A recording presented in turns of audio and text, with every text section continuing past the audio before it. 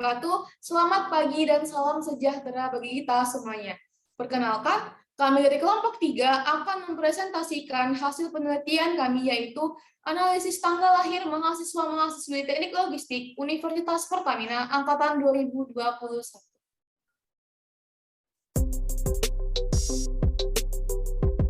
Pada latar belakang, terdapat beberapa penjelasan singkat mengenai statistik, data, teknik pengumpulan data, dan juga metode data yang kami gunakan. Statistik dan data merupakan satu kesatuan yang sangat erat kaitannya. Karena di statistik kita bisa memperoleh rata-rata hitung suatu data, median, modus, kuartil, desil, cempangan baku, variansi, dan lain sebagainya. Data merupakan sekumpulan informasi yang berupa angka maupun bukan angka. Nah, kumpulan-kumpulan data ini biasanya dilakukan dengan teknik pengumpulan seperti survei, observasi, interview, dan juga eksperimen. Pada penelitian kali ini, kami menggunakan metode survei berupa metode kuesioner tertutup untuk mendapatkan data yang ingin kami olah.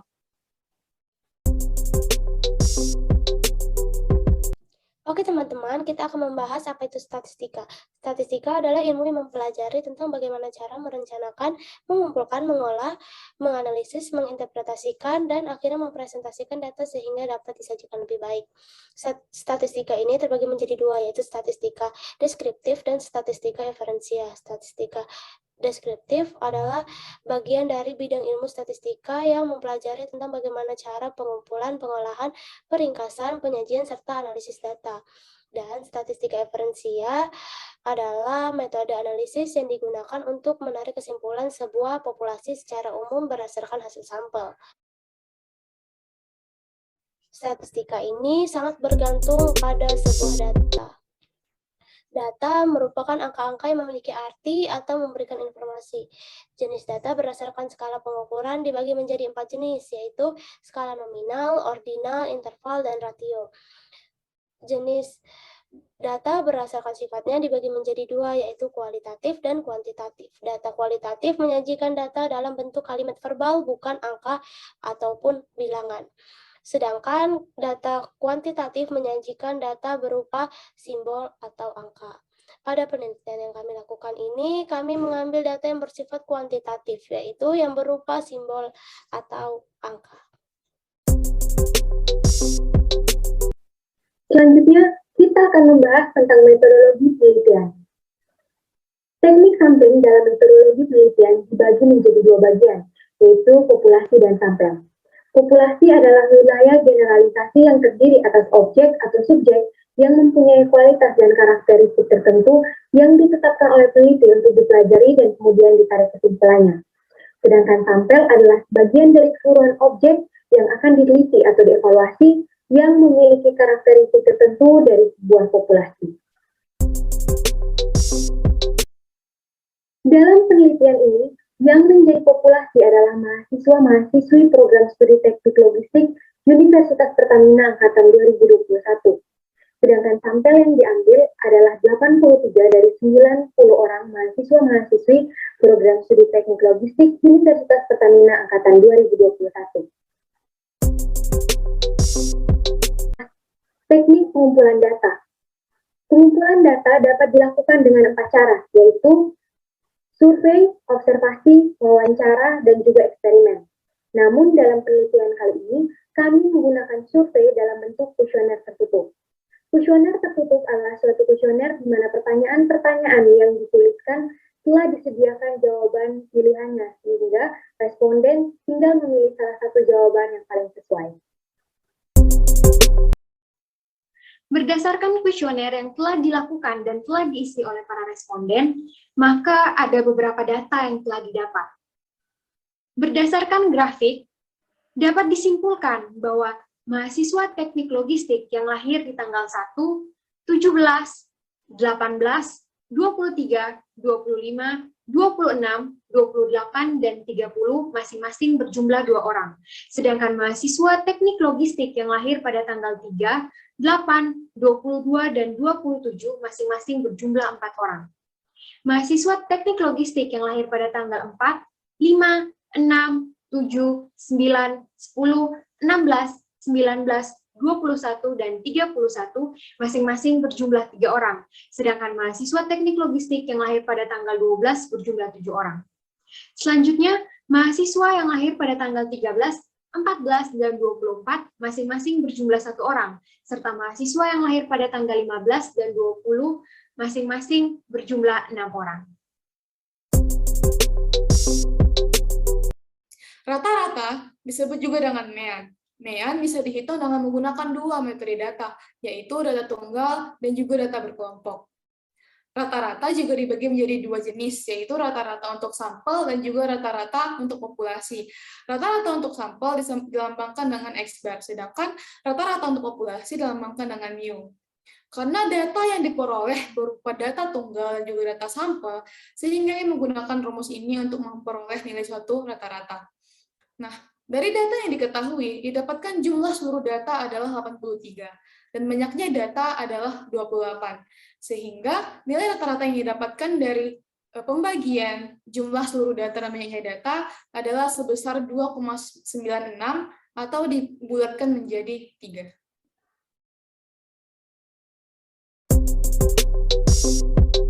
Sekarang kita akan menentukan median. Seperti yang kita tahu, median itu adalah nilai tengah. Nah, untuk menentukan median, kita perlu untuk mengurutkan datanya dari yang terkecil ke yang terbesar. Nah, setelah diurutkan, kita menggunakan rumus I sama dengan N dibagi 2, sama dengan N-nya itu berjumlah 28, dibagi 2 sama dengan 14. Nah, 14 ini merupakan data genap. Jadi, untuk menghitung median, kami menggunakan rumus XI ditambah XI tambah 1 dibagi 2. XI itu tadi 14, jadi X14 ditambah X15 dibagi 2. Jadi, data ke-14 dan ke-15 dari data yang sudah diurutkan itu adalah 3, dan data ke-15 itu 3. Jadi 3 ditambah 3 dibagi 2 itu sama dengan 3. Nah, sekarang kita akan menentukan modus. Seperti yang kita tahu, modus itu merupakan nilai terbanyak.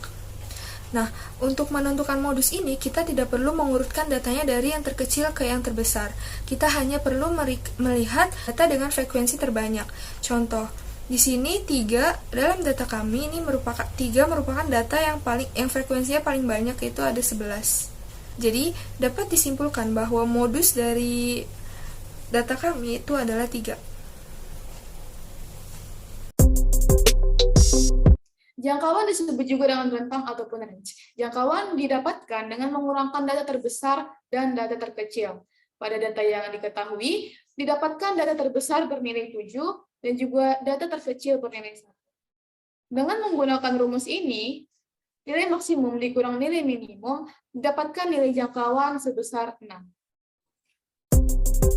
Sekarang kita masuk kepada variansi dan juga simpangan baku. Variansi adalah harga kuadrat dari simpangan baku yang dapat ditentukan dengan mengkuadratkan selisih nilai data dengan MEAN, kemudian membaginya dengan cacah data. Nah, data yang kita peroleh bernilai 57, sedangkan cacah data bernilai 27. Dari perhitungan ini, kita dapat mengetahui besarnya dari variansi sampel adalah 2,11. Untuk simpangan baku merupakan akar kuadrat dari varian. Kita tinggal mengkuadratkan dari variansi sampel yang sudah ada. Akar kuadrat dari 57 dibagi 27 bernilai 1,453. Nah, selanjutnya kita akan menentukan kuartil. Nah, dalam data yang kami punya itu merupakan data tunggal dan data genap. Untuk kuartil bawah atau Q1, kami menggunakan rumus Q1 sama dengan XN dibagi 4 ditambah XN dibagi 4 tambah 1 dibagi 2. Jadi X28 dibagi 4 ditambah X28 dibagi 4 tambah 1 dibagi 2. Sama dengan X7 ditambah X8 dibagi 2. X7 dalam data di atas itu merupakan 2 dan X8 juga 2. Jadi 2 ditambah 2 dibagi 2 sama dengan 2. Untuk menentukan kuartil tengah, kami menggunakan rumus XN dibagi 2 ditambah XN dibagi 2 tambah 1, lalu dibagi 2. N-nya itu 28, jadi X28 dibagi 2 ditambah X28 dibagi 2 tambah 1 dibagi 2. Jadi X14 ditambah X15 dibagi 2. Dapat dilihat pada data di atas bahwa X14 itu 3 dan X15 itu juga 3. Jadi 3 ditambah 3 dibagi 2 sama dengan 3. Untuk menentukan kuartil atas, kami menggunakan rumus X3N dibagi 4 ditambah X3N dibagi 4 tambah 1 dibagi 2. X3N, 3 kali N 3 dikali 2, 8 itu 84 dibagi 4 ditambah 84 dibagi 4 tambah 1 dibagi 2. Jadi X21 ditambah X22 dibagi 2. X21 pada data di atas itu adalah 3 dan X22 pada data di atas itu juga 3. Jadi 3 tambah 3 dibagi 2 itu sama dengan 3. Sekarang kita akan menentukan desil. Karena data kami merupakan data tunggal dan data genap, untuk menentukan desil kami menggunakan rumus I dikali N tambah 1 dibagi 10. Nah, kami akan mencontohkan untuk mencari desil 1 dan desil 2. Untuk mencari desil 1, kami menggunakan rumus data ke 1 dikali 28 ditambah 1 dibagi 10.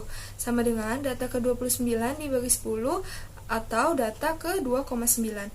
2,9 ini bisa kita ubah menjadi 2 dan 0,9. Jadi D1 sama dengan X2 dari 2 dan 0,9 tadi ditambah 0,9 dikali X3 dikurangi X2. Nah, dapat dilihat dari data di atas, X2 itu 1 dan X3 itu 1. Jadi 1 dikurangi 1 sama dengan 0 dikali 0,9 sama dengan 0. Jadi D1-nya adalah 1.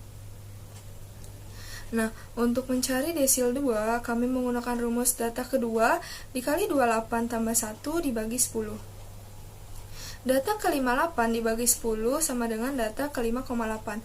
Nah, 5,8 ini juga bisa kita bagi menjadi 5 dan 0,8. Jadi, data ke-5 ditambah 0,8 dikali X6 dikurangi X5 sama dengan 2 ditambah 0,8 dikali X6 dikali 2 dikurangi 2. Jadi desil kedua yang kami dapatkan itu adalah 2.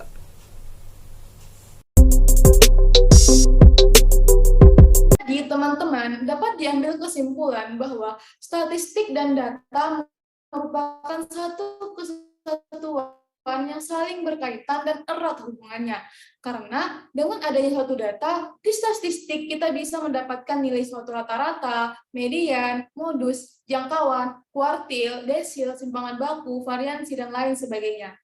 Dengan rumus-rumus yang telah dijelaskan sebelumnya, didapatkan median dari data yang kami peroleh bernilai 2,96 atau dibuatkan menjadi 3. Dengan median bernilai 3, modus bernilai 3, dan juga range bernilai 6.